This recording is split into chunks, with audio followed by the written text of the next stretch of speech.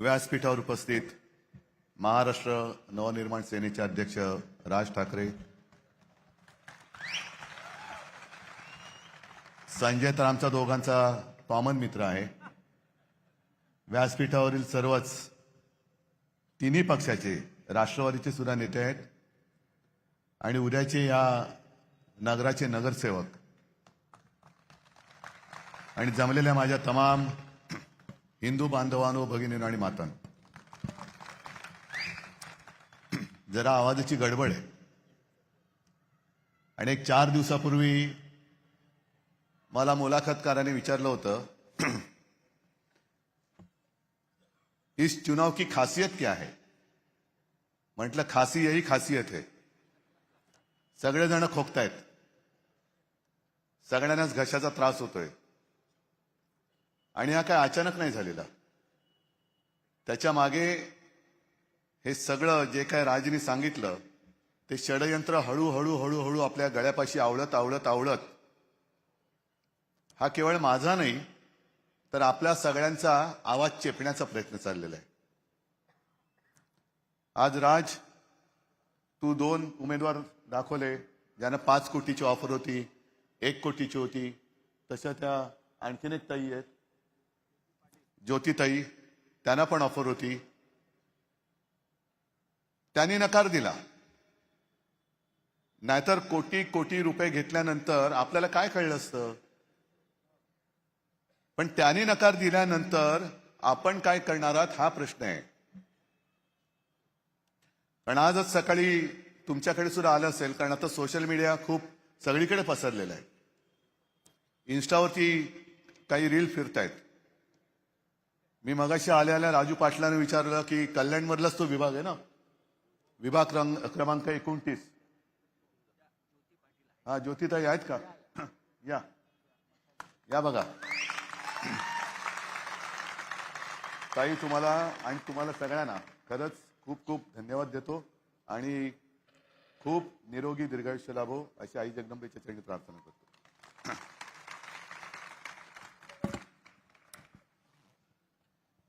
प्रभाग क्रमांक 29 हे सगळं मी फोनवरती पाहिलं.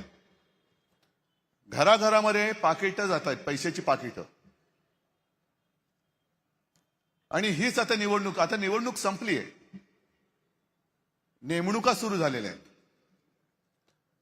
आणि आम्हाला किंवा तुम्हाला असं वाटत असेल की आपण मतदान करतोय म्हणजे आपलं सरकार निवडतोय, मला असं वाटतं की ही कदाचित शेवटची निवडणूक असेल. कारण याच्या पुढे आता देशाचे पंतप्रधान देश चालवतील असं वाटत नाही, राज्याचे मुख्यमंत्री राज्य चालवतील असं वाटत नाही. कोण चालवेल देश, कोण चालवेल राज्य, आणि आपण बसा बोंबलत महापौर कोण होणार. मला एक गोष्ट कळत नाही, म्हणजे आम्ही 2 भाऊ 20 वर्षांनी एकत्र आलो. जेव्हा एकत्र नव्हतो तेव्हा विचारत होते एकत्र येणार की नाही येणार, उद्या तुम्ही असे कराल का, एकत्र येणार का. आता आलो. आजच मला कोणीतरी विचारलं की तुमची जी काही युती झाली त्याच्यात जागा वाटप कसा झाला. आणि मी त्यांना उत्तर दिलं, मुळामध्ये आमची युती जागा वाटपासाठी झालेलीच नाही, मराठी माणूस जागा करण्यासाठी आमची युती झालेली आहे. जागा वाटप कसलं, आमचीच जागा आहे. आणि सगळी आम्ही म्हणजे एका घराण्याचीच लेकरं आहोत. आपण सगळी एका मातेची, एका मातीची लेकरं आहोत. मग दुसरा प्रश्न येतो की तुम्ही मराठी करताय, इतर भाषिकांचं काय. म्हटलं काय, इतर भाषिकांनी कोणी तक्रार केली का तुमच्याकडे. आमचा विरोध दुसऱ्या भाषिकांना किंवा भाषेला नाहीये, पण आमच्यावरती जो दादागिरी करतोय, आमच्या घरात घुसून त्याला त्याच भाषेत उत्तर नाही दिलं तर कशाला छत्रपतींचं नाव घ्यायचं. असा कोणतरी एखादा मराठी माणूस आहे का की कोण तो राज तू बोलला तो मलई का कोण कलई, त्याच्या तिकडे जाऊन बोलेल की या शहराचा या राज्याशी संबंध नाही. उभा चिरतील त्याला तिथल्या तिथे. आम्ही सहनशील आहोत, आम्ही सगळ्यांना आपलं मानत आलो. आणि आता आपलं मानता मानता जे कोणी आमच्याशी दादागिरी करतायत त्यांना कानफटा एवढं दाखवून दिलं तर काय चुकलं आमचं? काय चुकलं काय आमचं?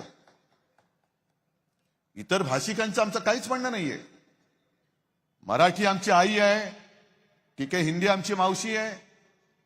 पण या गद्दाराबरोबर जो आणखीन एक गद्दार मुंबईचा गेलाय, तो जे मध्ये बोलला होता की मराठी माझी आई आहे, हिंदी माझी मावशी आहे, आई मेली तरी चालेल. अरे आईवरती वार करणारी अवलाद, म्हणजे एवढी गद्दार लोक या महाराष्ट्रामध्ये निपजू कसे शकतात हेच मला कळत नाही. आई मेली तरी चालेल, कशाला? आई तर पाहिजेच.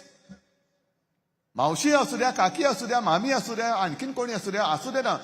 मोहन भागवत सांगतात ना, कुटुंब वाढवा, मोठं कुटुंब घेऊन फिरा की. आम्ही कुठे नाही म्हणतोय, करा मोठं कुटुंब, सुखी कुटुंब. त्याच्यातले नोकऱ्या किती जणांना लावणार हे भागवतांनी सांगावं, का नुसती बेकारांची फौज तयार करणार हिंदुस्थानामध्ये? जो माणूस शिवसेनेशी गद्दारी करतोय तोच आता ठाण्याशी गद्दारी करायला लागलाय, ठाण्याकरांची गद्दारी करायला लागलेला आहे. म्हणजे राजनी आता जे सांगितलं, वन जमीन 1001 एकर जमीन, म्हणजे मला धक्का बसतोय की ती जमीन त्यांनी देऊन टाकली आणि बाहेर पडल्यानंतर बावनकुळे म्हणतायत की मला माहितीच नाही ही वन खात्याची जमीन आहे. अहो कशाला तिकडे बसलाय झक मारायला मंत्री म्हणून? मुख्यमंत्री मी पण होतो, पण एक सुद्धा वन जमीन मी कोणाला 1 इंच सुद्धा उद्योगपतीला देऊ दिली नव्हती. उलट जंगलाची व्याप्ती मी वाढवली होती. माझ्या काळामध्ये जेवढं जंगलाचं काम झालं, जंगलं वाढवली, तेवढी मला नाही वाटत ह्या आधी कोणी केले असतील. कोणीच केलं नसेल. आणि गणेश नाईकांना मला सांगायचंय, कारण त्यांनी कसं ते शेवटी माणूस आहे, माणूस आहे. त्यांनी मध्ये एक ऑर्डर काढली बिबट्याना, शूट ॲट साईट. कारण बिबट्या आता मानवी वस्तीत घुसायला लागले. नाही घुसता का? मग बरोबर आहे, पण बिबटे जर का मानवी वस्तीत दिसले तर शूट ॲट साईट. मग माणूस जर बिबट्याच्या वस्तीत दिसला तर काय? मग काय करायचं? आणि ज्या उद्योजकांसाठी, विकासकांसाठी जंगलाची जमीन जो कोणी सही करून त्यांना आंदण देत असेल, त्या सही करणाऱ्याला Ganesh Naik shoot at sign करणार आहेत का? जो सही करेल त्याला गोळ्या घाला. जो जंगल उद्योगपतीला देईल, जो त्याच्यावर सही करेल त्याला गोळ्या घाला. असं काम वनमंत्री गणेश नाईक करून दाखवणार आहेत का? हिंमत आहे का त्यांच्यामध्ये? बाकी सगळं ठीक आहे. ही जी काय खेचाखेची सुरू आहे, कशासाठी खेचताय? ही महापालिका, अरे ही मला आठवतंय 1968 साल असेल किंवा त्याही आधी असेल. मी लहान होतो तेव्हा. शिवसेना प्रमुख तेव्हा इथे आधी दिवसभर प्रचाराला यायचे, संध्याकाळी मग बरोबर मी इथे यायचो. आणि ठाणं म्हणजे काय, तेव्हाचं ठाणं किती जणांना आठवत असेल, मला सुद्धा नीट आठवत नाही, पण बैलगाडीतून प्रचार केला जायचा, बैलगाडीतून. आणि वसंतराव मराठे हे पहिले जनतेतून निवडून आलेले नगराध्यक्ष होते शिवसेनेचे. आणि तेव्हा कम्युनिस्टांनी असं म्हटलं होतं की मुंबई त्यांची, आणि बाळासाहेब म्हणाले होते मग ठाणं माझं. या ठाण्यावरती बाळासाहेबांचं आतोनात प्रेम. म्हणजे 2012 साली जी शेवटची महापालिका निवडणूक झाली, त्याच्यात त्यांनी मला बोलून सांगितले की उद्धव, म्हणजे मला चिंता होती सभा घेऊ शकतील की नाही. आम्ही सांगत होतो सभा घेऊ नका. मला म्हणाले नाही, 2च सभा मी घेणार. 2 घेणार म्हणजे घेणार. एक मुंबई आणि दुसरं माझं ठाणं. माझं ठाणं.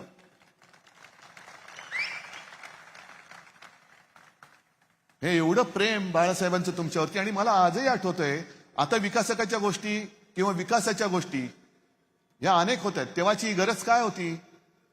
अशीच कुठेतरी सभा होती, गावदेवी मैदान असेल, देव जाणे कुठलं, कारण मी लहान होतो. आणि बाळासाहेब भाषण करताना चिठ्ठी आली. चिठ्ठीत वाचलं की आम्हाला नाट्यगृह नाही. आणि बाळासाहेबांनी तिथले तिथे वचन दिलं, तुम्ही मला महापालिका द्या, मी तुम्हाला नाट्यगृह दिलं. आणि तसं ते गडकरी रंगायतून उभं राहिलं. दादोजी कोंडदेव स्टेडियम उभं राहिलं, काशीनाथ घाणेकर नाट्यगृह उभं राहिलं, अनेक ठिकाणी तलाव साफ झाले, आणखीन काय काय काय काय केलं. आज यांची जी काय होर्डिंग लागलेत, विकासाची नाही विनाशाची गती आहे. आणि विकासाची नाही विकासकाची गती आहे. ज्या तत्परतेने कामं पट मंजूर केली जात आहेत, पुढे त्या कामाचं काय होईल काही नाहीये. उद्या प्रदूषण होतंय. अगदी तुम्हाला खेटून असलेल्या मुलुंडमध्ये मेट्रोच्या कामाची पाहणी करायला भाजपचेच आमदार गेले होते मिहिरकोटेच्या, आणि त्यांनी पाहिल्यानंतर ही पेपरमध्ये आलेली बातमी आहे, 100 ठिकाणी वायू प्रदूषणाची जी काही मानकं असतात किंवा काही नियम असतात त्याचं उल्लंघन विकासकांनी केलेलं आहे, कॉन्ट्रॅक्टरनी केलेलं आहे. काय झालं पुढे? देवेंद्र फडणवीसांना मला विचारतात, देवेंद्र फडणवीसांना मुंबईतलं काय कळतं का? म्हटलं अजिबात कळत नाही. किंबहुना मी असं म्हणेन की भाजप आणि प्रशासन याचा काडी मात्र संबंध नाहीये. कारण मुंबई ठाण्याचं जर काही विल्हेवाट लागली, हे जातील पैसे कमवून, यांना पैसे मिळतील. पण तिकडे मुंबईमध्ये आज श्वास घेताना एवढा त्रास होतो. अनेक सिगरेटी ओढल्याचं सगळे जे काही प्रदूषण आहे ते नुसतं श्वास घेतल्यानंतर फुफ्फुसात जाते. म्हणजे मुंबईमध्ये आता फक्त श्वास घेणं आरोग्यास हानिकारक आहे एवढंच पाट्या लावायच्या बाकी आहेत. पण उद्या जर का काही झालं तर हे ठाण्यातले गद्दार, जिकडे आनंद दिघे बोलले होते गद्दारांना क्षमा नाही, हे जातील निघून 5 स्टार शेतामध्ये हेलिकॉप्टर घेऊन. देवेंद्र फडणवीस जातील नागपूरला, आणि तिसरे जातील काका मला वाचवा म्हणून बारामतीला. ठाणेकर आणि मुंबईकर बसतील बोंबलत. आणि यांचा जो काही डाव आहे, मुंबईमध्ये मी पुस्तक घेऊनच फिरतोय सगळीकडे, कारण गेली 25 वर्ष मुंबईकरांनी मुंबई शिवसेनेकडे दिली, ठाणेकरांनी सुद्धा ठाणे शिवसेनेकडे दिलं, गद्दाराकडे नव्हतं दिलं. हा गद्दार निघेल हे तुम्हालाही माहिती नव्हतं, मलाही माहिती नव्हतं. तुम्ही विश्वास ठेवला, मीही विश्वास ठेवला, आपण दोघंही फसलेलो आहोत. पण मुंबईमध्ये ही पुस्तिका मी दिलेली आहे, तशीच ठाण्याची सुद्धा मी तुम्हाला द्यायला तयार आहे. कुठलंही पान तुम्ही उघडा, याच्यात मुंबईमध्ये केलेले एक काम, जी वचनं आम्ही दिली होती ती प्रत्येक वचनाची पूर्तता ही आम्ही केले, या पुस्तकात दाखवलेलं आहे. अगदी काही योजना जसा कोस्टल रोड हा आपण केलेला आहे, मुंबईकरांच्या पैशातून केलेला आहे. पण कोस्टल रोडचं श्रेय हे घेतात आता. त्याच्यानंतर हिंदू हृदय सम्राट बाळासाहेब ठाकरे आपला दवाखाना, ही योजना आपली. पण यांनी सरकार पाडलं आणि फीत कापली. बरं, फीत कापली ते कापली. ठाण्यामध्ये काय झालं? ठाण्यामध्ये आपला दवाखान्यामध्ये साड्यांचं दुकान काढलं या गद्दारांनी. बाळासाहेब ठाकरे आपला दवाखाना, आत गेलं तर साड्या नेसवा त्या गद्दाराला आणि काढा दिंड त्याची. ज्यांना कॉन्ट्रॅक्ट दिलं, एकाच माणसाला दिलं होतं वाटतं 40 दवाखान्याचं कॉन्ट्रॅक्ट, पगार दिले नाही, बंद. कोणता कारभार चालले? कोणासाठी कारभार करताय? आणि जो एक अभिमानाने मी सांगत होतो, नेहमी एक गंगाजळी ज्याला म्हणतो आपण, महापालिकेची स्वतःची एक पैशाची साठवण पाहिजे, जी मुंबईची 92,000 कोटीपर्यंत आपण नेली होती. 92,000 कोटी. या हरामखोरांनी 70,000 कोटीपर्यंत आणली. आता या ठेवी कशासाठी असतात? जे शहरासाठी पुढची 50 वर्ष 100 वर्ष आवश्यक असलेले प्रकल्प आहेत त्याच्यासाठी या ठेवी वापरल्या जातात. कामगारांची देणी देण्यासाठी ठेवली जातात. आणि नाहीतर त्याच्या व्याजावरती सुद्धा महापालिकेची बरीच कामं चालतात. एखादं काम जसं कोस्टल रोड त्या ठेवीतून केलं, पण ते काम देताना आवक जावक बघावी लागते की किती खर्च येणार आहे, किती पैसा लागणार आहे. मग हा पैसा एवढा दिल्यानंतर इकडे पैसा परत कुठून येणार आहे, याचा काही ताळमेळ न घालता मुंबईच्या डोक्यावरती आता 3 लाख कोटीचं देणं करून ठेवले. 3 लाख कोटीचा घोटाळा याने मुंबईत केलाय. ठाण्याची तर तिजोरी मला वाटतं चाटून पोचून, म्हणजे जे फडणवीस सांगतात ना, ठेवी काय चाटायचे असतात का?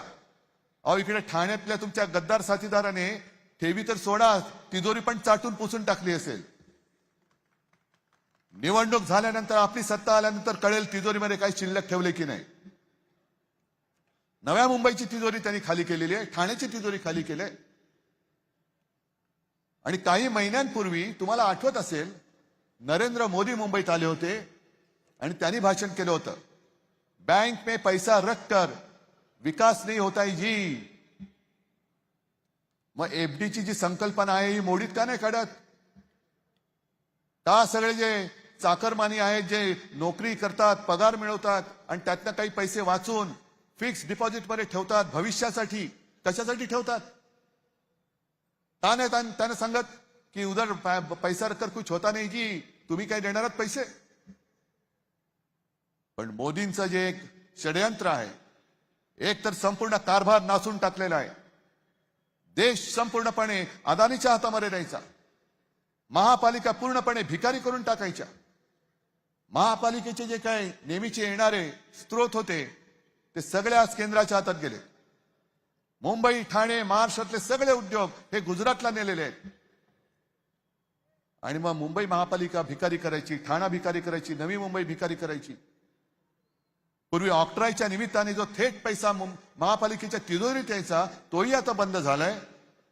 आता जीएसटी थेट जातो दिल्लीत. आणि मी मुख्यमंत्री होतो तेव्हा दर वेळेला चौकशी करायचो, किमान 20 ते 25 हजार कोटी रुपये हे दिल्लीतनं येणं बाकी असायचं, किमान 20 ते 25 हजार कोटी. मग प्रत्येक वेळेला आम्हाला त्यांना सांगावं लागायचं की अहो आमच्या हक्काचे पैसे आम्हाला द्या. मग ते पैसे तिकडनं आल्यानंतर महापालिकेला पैसे द्यायचे, मग महापालिका ही नागरिकांच्या सेवा सुविधांसाठी ते पैसे वापरणार. याचा अर्थ स्पष्ट आहे की महापालिकांच्या तिजोऱ्या खणून काढायच्या, खणून. पूर्वी छत्रपती शिवाजी महाराजांनी स्वराज्यासाठी सुरत लुटली होती, आता हे दोन सुरतवाले छत्रपतींचा महाराष्ट्र लुटतायत.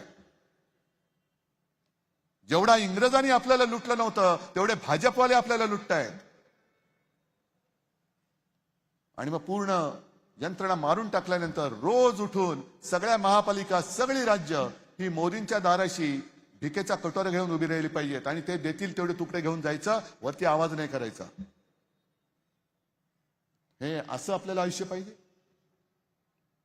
आज ज्या काही निवडणुका चाललेल्या आहेत, साध्या साध्या नगरसेवक पदासाठी तुम्ही करोडो रुपये वाटताय. मग जर समजा 5 कोटी रुपये यांनी घेतले नाहीत पण अनेकांनी दुसऱ्यांनी घेतले नसतील कशावरून?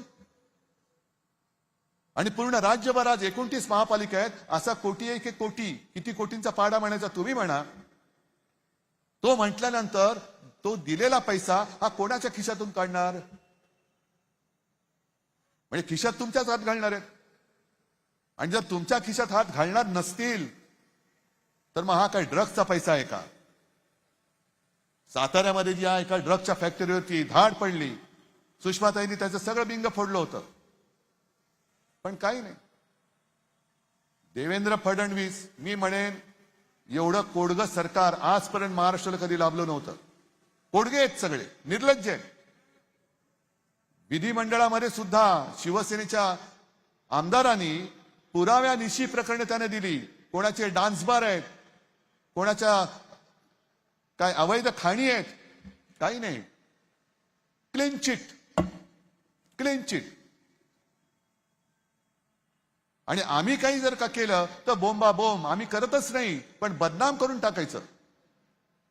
म्हणून काल जे मी म्हटलं त्याच्या आधी म्हटलं होतं की पूर्वीचा भाजप होता तो आता मेला आहे. मी हे स्पष्ट सांगतोय, कारण पोपट मेला आहे कोणतरी सांगण्याचं धाडस करायला पाहिजे, ते मी करतोय. पूर्वीचा भाजप मेला आहे.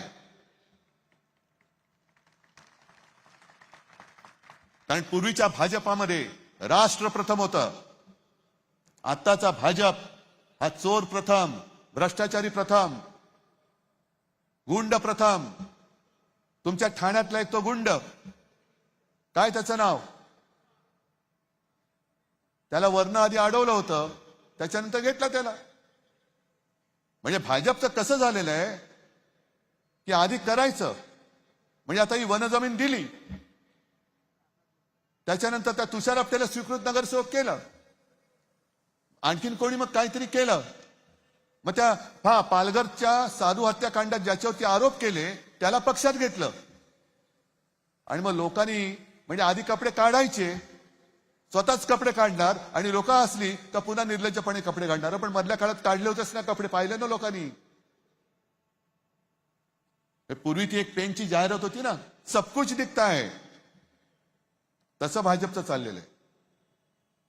अगदी कोडगेपणाने लोकांची मनं वगैरे या कल्याण डोंबिवलीमध्ये सुद्धा जनसुनावणी झाली. अदानी सिमेंटचा प्लांट टाकतोय ना, अदानी सिमेंटचा प्लांट कल्याण डोंबिवलीमध्ये. प्रदूषण होणार आहे. आज बऱ्याच दिवसांनंतर माझ्या वेळेला एकदा झालं होतं आणि तेव्हा मी त्या प्रदूषण करणाऱ्या फॅक्टऱ्यांना टाळं लावायला सांगितलं होतं. मला आधी सूचना दिली कोणीतरी, कारण सगळे कसे जपून जपून असतात. मी गेलो तिकडे, गुलाबी रस्ता, म्हणजे त्याच्यावरनं सुद्धा आता गाणं येईल, गुलाबी रस्ता आणि बाकी काय छान छान म्हणून. गुलाबी रस्ता झालेला. मी गेलो, खरंच गुलाबी. म्हटले कसं काय झालं? कारण मोदी आहे तो मुमकिन आहे. रस्ता गुलाबी पण होऊ शकतो, गुलाबी आणखीन काही होऊ शकतं, मोदी आहे तो मुमकिन आहे. आणि मला मग मी विचारलं याच्यावर उपाय काय? मग मला अधिकाऱ्यांनी सांगितलं की साहेब आपण असं करू, यांना सांगू 6 महिन्यामध्ये तुम्ही ज्या गोष्टींमुळे प्रदूषण होतंय ते प्रदूषण होऊ न देणारी उपकरणं लावा, नाहीतर आम्ही तुम्हाला बंद करू. म्हटलं नाही, तसं नाही करायचं. त्यांना सांगायचं आधी तुमच्या कारखान्याला मी टाळं लावतोय, तुम्ही ताबडतोब ती उपकरणं लावा. 6 मिनिटात लावा, 6 तासात लावा, 6 महिन्यात लावा, 6 वर्षात लावा, नाही तर नका लावू. पण जोपर्यंत तुम्ही लावत नाही तोपर्यंत तुमचं टाळं मी उघडत नाही. मग पुढे काय झालं माहिती नाही, परत गुलाबी रस्ता, गुलाबी रस्ता आणि पैसे छान छान. हा कसा चालणार कारभार? आज ज्या गोष्टी आम्ही तुमच्यासाठी केल्या ह्या तुमच्या समोर आहेत. वचननामा सुद्धा आम्ही तुमच्या समोर दिलेला आहे. आणि ठाणेकरांना मला विचारायचंय, आम्ही 2 भाऊ कशासाठी एकत्र आलो? जर उमेदवाराला 5 कोटीची ऑफर होत असेल तर आम्हाला कितीची ऑफर होऊ शकते? का म्हणून आम्ही रक्त आटवायचं? का म्हणून आम्ही यांच्या समोर उभं राहायचं? पण आमच्यातलं जे रक्त आहे, ठाकरे रक्त, हे आम्हाला गप्प नाही बसू देत. ज्या प्रबोधनकार ठाकरेंनी संयुक्त महाराष्ट्राच्या चळवळीमध्ये नेतृत्व केलं होतं, त्यांचे आम्ही नातवंड आहोत. आम्ही त्यांचे लाड जरूर करू. पण जर का आमच्या खांद्यावरती बसून पुढे काय म्हणतात तुम्हाला माहितीये, तसं काय करण्याचा प्रयत्न केला तर कानफटात पण मारायला आम्ही कमी नाही करणार आहोत. सगळे एकत्र राहतो. हे सुद्धा मी मुंबई मॉडेल म्हणून पुस्तक केलेलं आहे. कोरोनाचा काळ काय होता तुम्हाला माहितीये? मुंबई मॉडेल, ज्याचं कौतुक हे जगभर झालेलं. हे फोटो मी दाखवते तुम्हाला, या पुस्तिका वाटल्यात. म्हणजे एका गोष्टीचं समाधान आहे की चीनने 15 दिवसामध्ये फील्ड हॉस्पिटल बांधलेलं. आपण मुंबईमध्ये 18 दिवसामध्ये त्याच तोडीचं किंवा त्याहून जास्त उजवं हे फील्ड हॉस्पिटल मुंबईमध्ये आपण बांधून दाखवलं होतं. अरे जगात कौतुक झालं, सुप्रीम कोर्टाने कौतुक केलं. आणि ही लोक करोना काळामध्ये भ्रष्टाचार काय केला? भ्रष्टाचार कोरोना काळामध्ये जो पीएम केअर फंड स्थापन केला गेला होता त्याचा हिशोब पहिला द्या आणि मग आमच्यावरती भ्रष्टाचाराचा आरोप करा. या भाजपवाल्यांनी तेव्हा मुख्यमंत्री निधीला पैसे नव्हते दिले. महाराष्ट्रामधनं निवडून आलेले भाजपवाले त्यांनी दिले होते पीएम केअर फंडला पैसे. कोणाच्या मालकीचा फंड येतो? काय चाललंय त्या फंडामध्ये? आता किती पैसे आहेत त्याच्यामध्ये? कसा वाटप झाला त्याचा? द्या त्याचं उत्तर. पण आपण जे काही केलं त्याचं कौतुक तर सोडा. आता धारावी गिळायला निघालेले आहेत. मुलुंडमध्ये म्हणजे तुमच्या वेशीवरती त्या लोकांना आणणार आहेत तिकडे. मग धारावी जेव्हा कोरोनाची लढत होती तेव्हा देवेंद्र फडणवीस आले होते, अदानी आला होता. कुठेतरी कधीतरी त्यांना पाहिलं होतं. पण जेव्हा मी महाराष्ट्र वाचवत होतो, मुंबई वाचवत होतो, त्याच वेळेला उत्तर प्रदेशमध्ये गंगेत, भाजप शासित राज्यामध्ये गंगेत प्रेत वाहत होती. हिंदू मुस्लिम करताय ना, मग गंगेत वाहणारी प्रेत कोणाची होती? हिंदूंची होती का मुसलमानांची होती? गुजरातमध्ये मैदानामध्ये चिता जळत होत्या. कोणाच्या होत्या त्या? हिंदूंच्या होत्या का मुसलमानांच्या होत्या? का तुम्ही आमच्या या रोजच्या जीवनाच्या निवडणुकीमध्ये धर्म का आणतायत? भाषिक विष का कालवतात? सुरुवात त्यांनी केलेली आहे. शिवसेनेची आणि राजची आणि अर्थात पवार साहेबांची जर सत्ता आली तर अमुक अमुक महापौर होईल. मग आम्ही जेव्हा म्हटलं की मुंबई आणि आज ठाण्याचा सुद्धा महापौर मराठी होईल,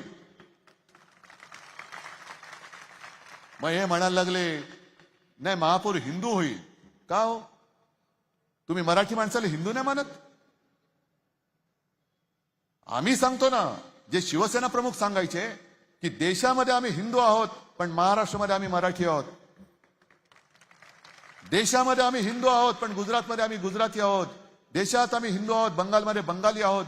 प्रत्येक भाषेचा प्रांत आहे आणि त्या त्या प्रांतामध्ये त्या त्या भाषेचा मान हा राखला गेलाच पाहिजे. आम्ही आमच्या घरात आमच्या भाषेचा मान मागतो आहोत, तुमच्या घरात येऊन नाही मागत आहोत.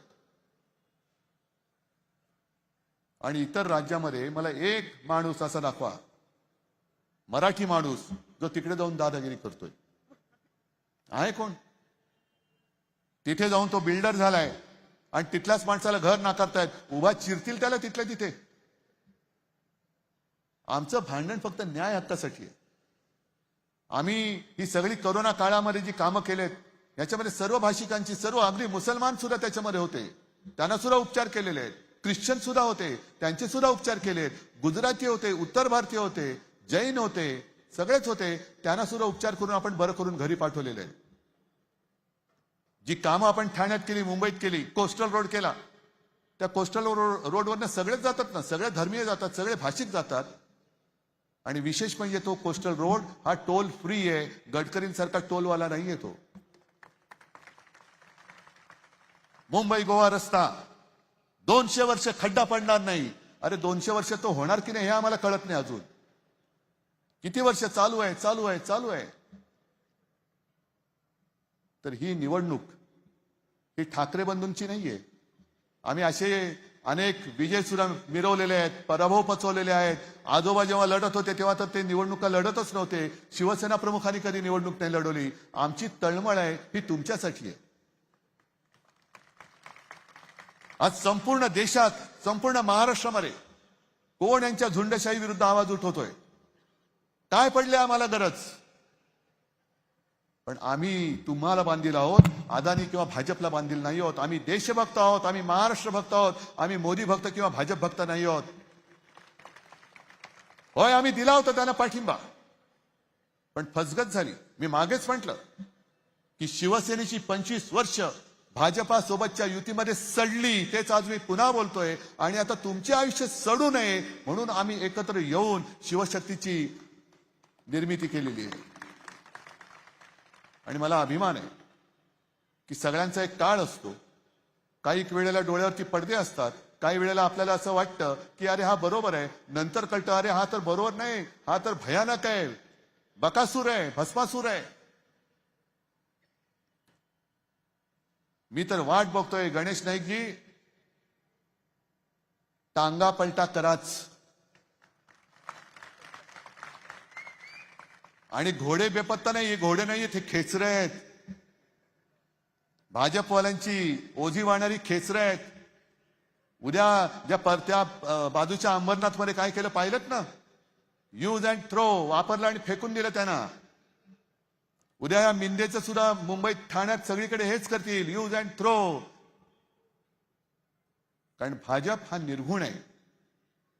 ज्या शिवसेना प्रमुखांनी मोदींना वाचवलं, नाहीतर मोदी आज दिसले नसते, त्या शिवसेना प्रमुखांची शिवसेना हे खतम करायला निघालेत. ही यांची औलाद आहे. ज्या शिवसेना प्रमुखांनी देशाच्या आणि महाराष्ट्राच्या राजकारणामध्ये भाजपला 2 घास खाऊ घातले, ते जर का खाऊ घातले नसते तर भाजप देशाच्या राजकारणात कुपोषणाचा पहिला बळी ठरला असता, मेला असता तेव्हा. त्याच्यामुळे भाजप कोणाचा नाहीये, गद्दार कोणाचे नाहीये. इथे राहणारो तुम्ही आणि आम्ही.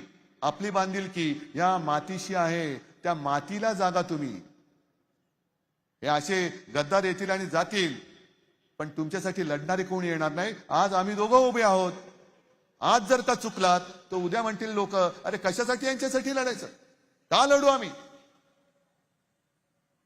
पण आम्ही हिंमत हारणारे नाही आहोत.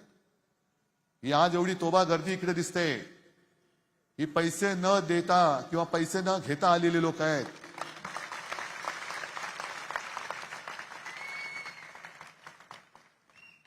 आणि मशालीला मत, इंजिनाला मत आणि तुतारीला मत म्हणजे आम्हाला मत नाही, तुमच्या चांगल्या आयुष्याला तुम्ही मतदान करताय. तुम्ही ठरवायचंय की तुमचं आयुष्य कसं पाहिजे, तुमच्या कुटुंबियांचं आयुष्य कसं पाहिजे. हवा स्वच्छ पाहिजे, शिक्षण स्वच्छ पाहिजे, पाणी स्वच्छ पाहिजे का तिकडे भाजप शासित राज्यात दूषित पाण्याने जी लोक मेली, आजारी पडली, तसं पाणी तुम्हाला पाहिजे का.